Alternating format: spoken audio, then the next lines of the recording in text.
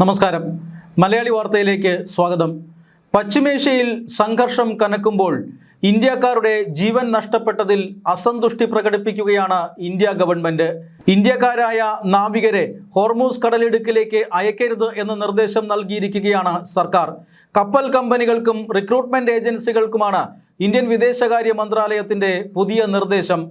Hormuz കടലിടുക്ക് അതീവ ഗുരുതരമായ മേഖലയായി മാറിയിരിക്കുകയാണ്. കപ്പലുകൾക്ക് അപകടം സംഭവിക്കാനും കപ്പൽ തൊഴിലാളികളുടെ ജീവൻ നഷ്ടപ്പെടാനും ഇടയാക്കും. ഇതുവരെ 9 ഇന്ത്യൻ നാവികർ മരിച്ചിട്ടുണ്ട്. 7 കപ്പലുകളും അതോടൊപ്പം തന്നെ 148 നാവികരും ഇപ്പോൾ പേർഷ്യൻ ഗൾഫ് മേഖലയിൽ കുടുങ്ങിക്കിടക്കുകയാണ്. ജൂലൈ 7-ാം തീയതിയോടുകൂടിയാണ് വീണ്ടും ഇറാനും അമേരിക്കയും തമ്മിൽ സംഘർഷം ആരംഭിച്ചത്. സമാധാന ചർച്ചകൾ പുരോഗമിക്കുന്നതിനിടെ പൊടുന്നനെ ഇരു രാജ്യങ്ങളും നിലപാട് മാറ്റി യുദ്ധത്തിലേക്ക് വരികയായിരുന്നു. ഹോർമൂസ് കടലിടുക്കിൽ സമാധാന ചർച്ചകൾ നടക്കുമ്പോഴും കപ്പലുകൾക്ക് നേരെ ഇറാൻ ആക്രമണം നടത്തിയത് അമേരിക്കയെ പ്രകോപിപ്പിച്ചു. മാത്രമല്ല, അമേരിക്കൻ പ്രസിഡന്റ് ഡൊണാൾഡ് ട്രംപിനെ വധിക്കാൻ ഇറാൻ പദ്ധതിയിട്ടതും അമേരിക്കയുടെ പ്രകോപനത്തിന് കാരണമായി. അങ്ങനെ അമേരിക്ക ചർച്ചകളെല്ലാം റദ്ദാക്കി ആക്രമണത്തിന് ഇറങ്ങുകയായിരുന്നു. ഹോർമൂസ് കടലിടുക്കിലൂടെയുള്ള കപ്പലുകളെ സുരക്ഷിതമായി കടത്തിവിടാനായി ഇറാന്റെ എല്ലാ സൈനിക ശക്തികളെയും ഇല്ലാതാക്കണമെന്ന് അമേരിക്ക തീരുമാനിച്ചു. എല്ലാ ചർച്ചകളും വഴിയിലുപേക്ഷിച്ച് അമേരിക്കയും കനത്ത ആക്രമണം നടത്തി. തുടർച്ചയായ 5-ാം ദിവസവും അമേരിക്ക ആക്രമണം നടത്തുകയാണ്. അതായത് ഹോർമൂസ് കടലിടുക്കിലൂടെ പോകുന്ന കപ്പലുകളെ ആക്രമിക്കാനുള്ള ഇറാന്റെ ശേഷി ഇല്ലാതാക്കുകയാണ് ആക്രമണത്തിന്റെ ഉദ്ദേശം.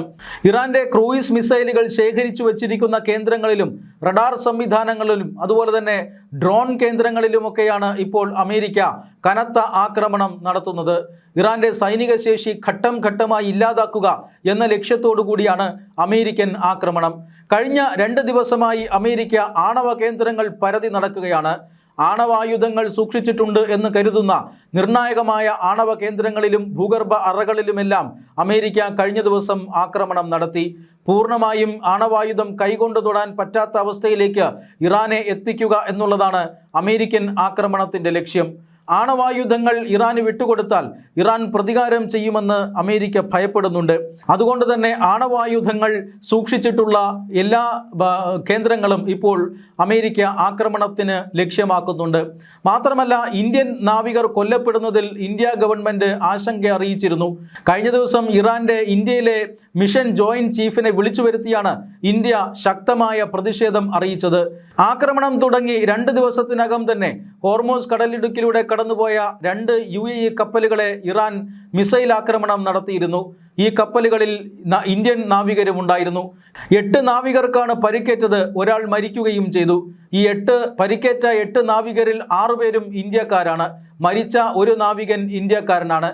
അതുകൊണ്ട് തന്നെ ശക്തമായ പ്രതിഷേധം ഇന്ത്യ അറിയിക്കുകയാണ്. വാണിജ്യ കപ്പലുകളിലൂടെ യാത്ര ചെയ്യുന്ന ഇന്ത്യൻ നാവികർക്ക് ഇത്തരത്തിൽ ജീവഹാനി സംഭവിക്കുന്നത് ഒരു കാരണവശാലും രാജ്യത്തിന് അംഗീകരിക്കാൻ കഴിയില്ല. ഭാരതീയർ ഈ ലോകത്തിൻ്റെ ഏതു കോണിലായാലും സുരക്ഷിതരായിരിക്കണമെന്നാണ് ഈ സർക്കാരിൻ്റെ നിലപാട്.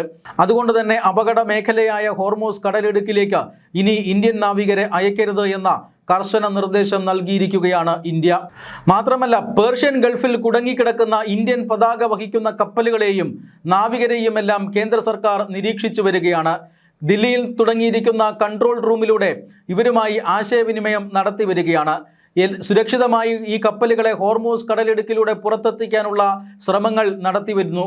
ഒമാൻ പോലെയുള്ള രാജ്യങ്ങളുമായി പ്രവർത്തനം ഏകോപിപ്പിച്ചുകൊണ്ട് രക്ഷാപ്രവർത്തനം ശക്തമാക്കാനാണ് ഇന്ത്യ ഗവൺമെൻറ് ശ്രമിക്കുന്നത്.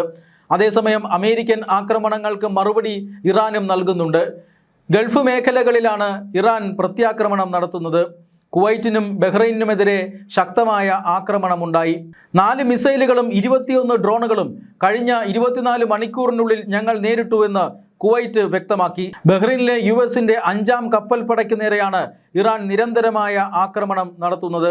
5-ാം ദിവസവും ശക്തമായ ആക്രമണം നടത്തുന്ന അമേരിക്ക ശ്രദ്ധ കേന്ദ്രീകരിച്ചിരിക്കുന്നത് മിസൈൽ സംഭരണ കേന്ദ്രങ്ങളെയും ആണവ കേന്ദ്രങ്ങളെയുമാണ്. ഇറാന്റെ തിരിച്ചടിക്കാനുള്ള ശേഷിയിൽ ഒരു കുറവും വന്നിട്ടില്ല എന്നുള്ളത് അമേരിക്കയെ ആശങ്കപ്പെടുത്തുന്ന മറ്റൊരു കാര്യമാണ്. എപ്പോഴൊക്കെ ഇറാനെ അമേരിക്ക ആക്രമിക്കുന്നുവോ അപ്പോഴെല്ലാം ഗൾഫ് രാജ്യങ്ങളിലെ അമേരിക്കൻ കേന്ദ്രങ്ങളിലേക്ക് ഇറാൻ തിരിച്ച് ആക്രമണം നടത്തുന്നുമുണ്ട്. പക്ഷേ ഇറാന്റെ സൈനിക ശേഷിയെ വ്യാപകമായി ഇല്ലാതാക്കാൻ സാധിച്ചിട്ടുണ്ട് എന്ന് അമേരിക്ക അവകാശപ്പെടുന്നുണ്ട്. മാത്രമല്ല, വരും ദിവസങ്ങളിൽ ആക്രമണം ശക്തമാക്കാനാണ് പ്രസിഡന്റ് ഡൊണാൾഡ് ട്രംപ് ഉത്തരവിട്ടിരിക്കുന്നത്. ഇസ്രായേൽ ഈ രംഗത്തു നിന്നും മാറി നിൽക്കുകയാണ്. ഇസ്രായേൽ ലെബനനിൽ കനത്ത ആക്രമണം നടത്തുമ്പോഴും പഴയതുപോലെ അമേരിക്കയുമായി ചേർന്നുകൊണ്ട് ഇറാനിൽ ശക്തമായ ആക്രമണത്തിന് മുതിരുന്നില്ല. അമേരിക്കൻ പ്രസിഡന്റ് ഡൊണാൾഡ് ട്രംപിനെ വധിക്കാനുള്ള ഇറാന്റെ പദ്ധതിക്ക് തടയിട്ടത് ഇസ്രായേലിന്റെ മൊസാദാണ് എന്ന വിവരങ്ങളും പുറത്തു വന്നിരുന്നു. ഇസ്രായേലിന്റെ രഹസ്യാന്വേഷണ ഏജൻസിയായ മൊസാദ് അമേരിക്കൻ അധികൃതർക്ക് ഈ പദ്ധതിയെപ്പറ്റി വിവരങ്ങൾ ചോർത്തി നൽകുകയായിരുന്നു. അതോടുകൂടിയാണ് അമേരിക്കൻ പ്രസിഡന്റിന്റെ സ്വഭാവം മാറിയത്. ചർച്ചയിലൂടെ കാര്യങ്ങൾ പരിഹരിക്കാമെന്നായിരുന്നു അമേരിക്കയുടെ നിലപാട്.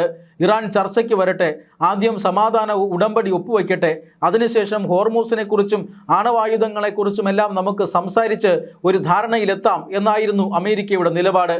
പക്ഷേ ഇസ്രായേലിൻ്റെ നിലപാട് അതായിരുന്നില്ല. ഇറാനെ നിരന്തരം ആക്രമിക്കണമെന്നാണ് ഇസ്രായേൽ പറഞ്ഞുകൊണ്ടിരുന്നത്.